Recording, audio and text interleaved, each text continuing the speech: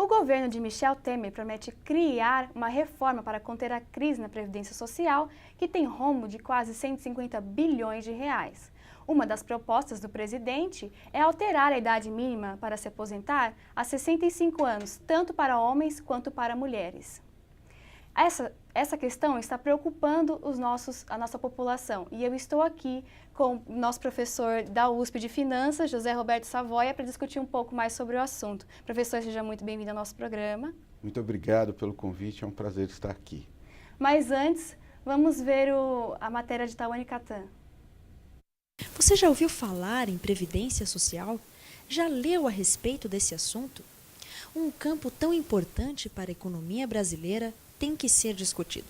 Por isso nós estamos aqui hoje no Instituto de Longevidade Mongeral Aegon para conversar com o presidente do Instituto, seu Nilton Molina. É presidente do Conselho Administrativo e vai nos mostrar e falar um pouco mais sobre a Previdência Social brasileira. A memória, a cabeça das pessoas, a sociedade, por causa das taxas, por causa dos estudos, entendiam que as pessoas morreriam aos 60 anos. Com o dinheiro do sistema de previdência social, foi construído Brasília, Ponte Rio-Niterói, Estrada Belém-Brasília, tudo isso foi financiado, entre outros recursos, com recursos da Previdência Social. Por quê? Porque tinha muito trabalhador ativo financiando o pagamento de poucos aposentados e pensionistas.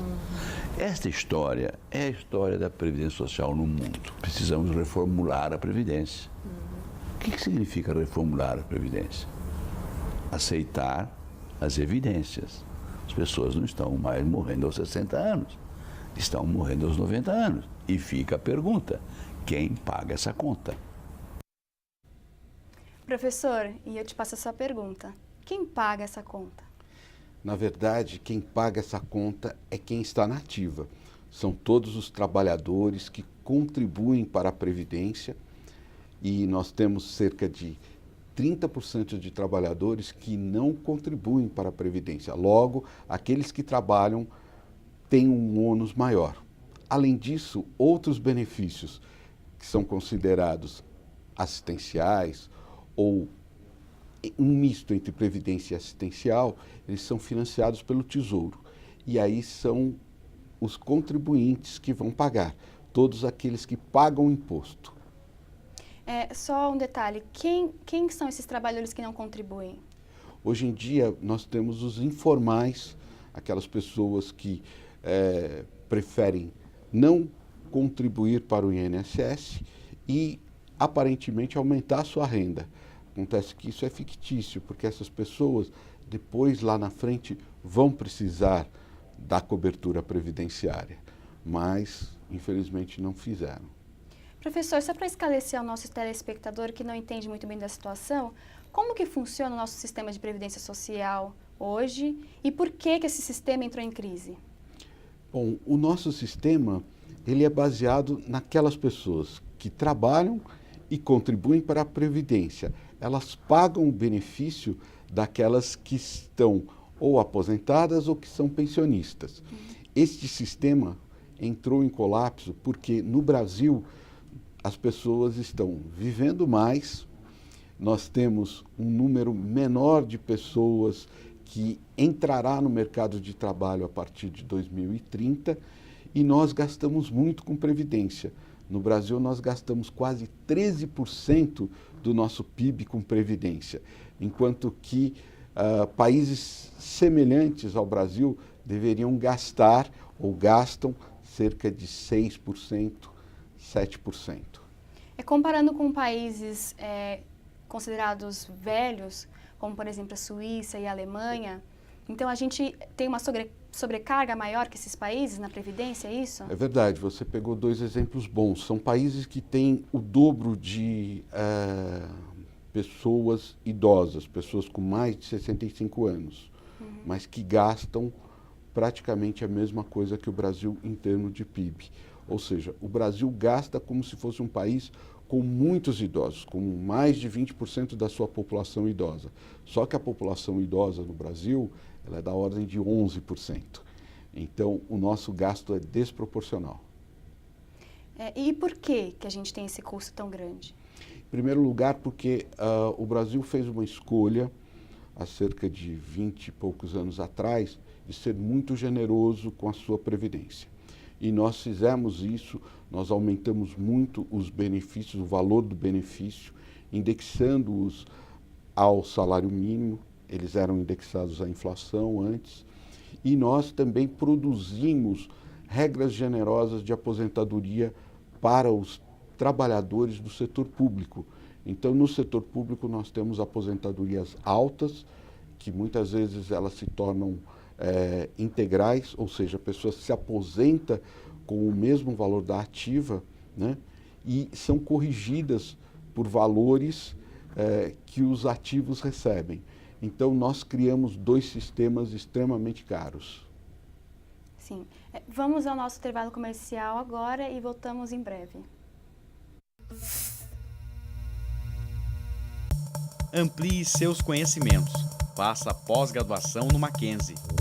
São mais de 140 anos de tradição e pioneirismo em ensino. Informe-se e crie novas oportunidades em sua vida.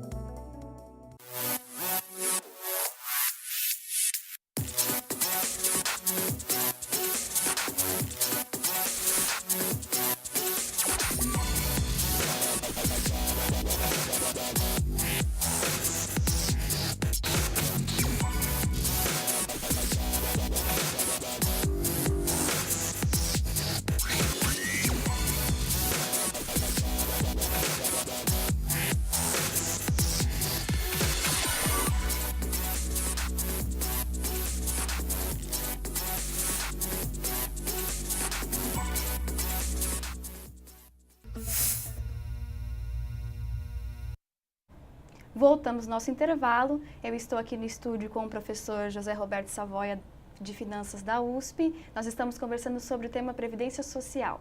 Professor, vamos focar um pouco na solução desse problema. Essa proposta do Temer de alterar a idade mínima para 65 anos, tanto para homens quanto para mulheres, que não existia essa igualdade dos gêneros, isso é a solução? Essa é parte de uma solução. Sem dúvida, é muito importante que a gente tenha, em primeiro lugar, uma idade mínima, e essa idade mínima ela é compatível com países de estrutura etária semelhante à do Brasil, com países que são economicamente comparáveis ao Brasil. Então, fez-se uma escolha correta. A igualdade, embora ela seja bastante discutida, ela tem uma base técnica. A mulher vive mais do que o homem. Então, ao se igualar, nós estamos corrigindo aí um gap que havia na legislação anterior. Fora isso, nós vamos criar uma regra que serve para todos os brasileiros, trabalhadores da iniciativa privada, do setor público. E isso está no plano do Temer? Está, inclusive os militares. E aí nós chegamos numa situação em que todo mundo consegue se planejar e sabe aonde vai se aposentar. O brasileiro se aposenta muito precocemente. É muito comum você ver pessoas se aposentando aos 55 anos na Previdência Social, o que faz com que essas pessoas venham a receber benefícios durante mais de 30 anos. Professor, e a Previdência privada? A Previdência privada continua sendo uma importante ação para que nós melhoremos a condição de vida do idoso. Eu diria para você, nem todos vão poder fazer uma previdência complementar, mas aqueles que podem, eles melhoram o seu nível de rendimentos, eles passarão a ter uma renda maior que se soma à renda da Previdência Oficial. Então, ela é sempre favorável, é sempre boa para o país. Além disso, como ela está hoje em veículos privados, ela acaba gerando investimentos em áreas importantes da nossa economia. Que áreas são essas? Geralmente, através de investimentos em ações ou em fundos de participação, nós estimulamos o investimento em novas empresas, empresas que abrem o seu capital, em projetos de infraestrutura. Então, são projetos que acabam, de certa forma, alavancando para o crescimento da nossa economia. O ciclo entre poupança de longo prazo, que a Previdência pode trazer, e o crescimento econômico, ele é bastante forte. Professor, vamos voltar um pouco no cenário internacional. A gente tem países com economia muito semelhante ao Brasil e passaram por crises parecidas com a nossa e conseguiram melhorar a sua condição. Será que a gente consegue se inspirar nesses países para achar uma saída para a nossa crise? Olha, do ponto de vista econômico, sim, com certeza. O Brasil está enfrentando uma dificuldade e vai voltar a crescer. Alguns sinais começam a surgir em setores isolados, mas a perspectiva é que isso se consolide numa onda de retomada do crescimento. Ainda é cedo para falar isso. Agora, como é que a Previdência pode ajudar? A Previdência, na sua reforma, ela gera uma imensa credibilidade para os investidores. Os investidores percebem que o país está, de fato, comprometido em fazer aquilo que é necessário, fazer a lição de casa. E aí os investimentos chegam. E os investimentos estrangeiros que vierem ao Brasil, você pode acreditar que vão ser em volumes muito substanciais. E aí sim, eu acredito que nós tenhamos um novo ciclo virtuoso de crescimento. Então a Previdência Social, essa reforma, é importantíssima para a economia geral no Brasil. Sim, não só porque ela vai ajustar contas, né, que vão ter reflexo em 5, 10, 20 anos lá na frente, mas também porque ela sinaliza para todo o mundo que o Brasil está comprometido em fazer reformas, que o Brasil está comprometido não só em combater corrupção, mas também em reformar as suas contas, ter equilíbrio fiscal para poder crescer. E eu acho que essa combinação é favorável. Professor, e as reformas que a gente já passou antes? A gente já teve 2 reformas na Previdência Social, tanto no governo do FHC quanto do Lula. Essas reformas, afinal de contas, contribuíram para amenizar a crise que a gente sofre hoje ou elas agravaram? Não, na verdade elas contribuíram e enormemente. Foram reformas focalizadas. A reforma do presidente Fernando Henrique, ela foi um pouco sobre o setor público, estabelecendo novas idades de aposentadoria, enquanto que nós tivemos no governo Lula reformas que criaram, por exemplo, a previdência do servidor público, o que é algo bastante desejável.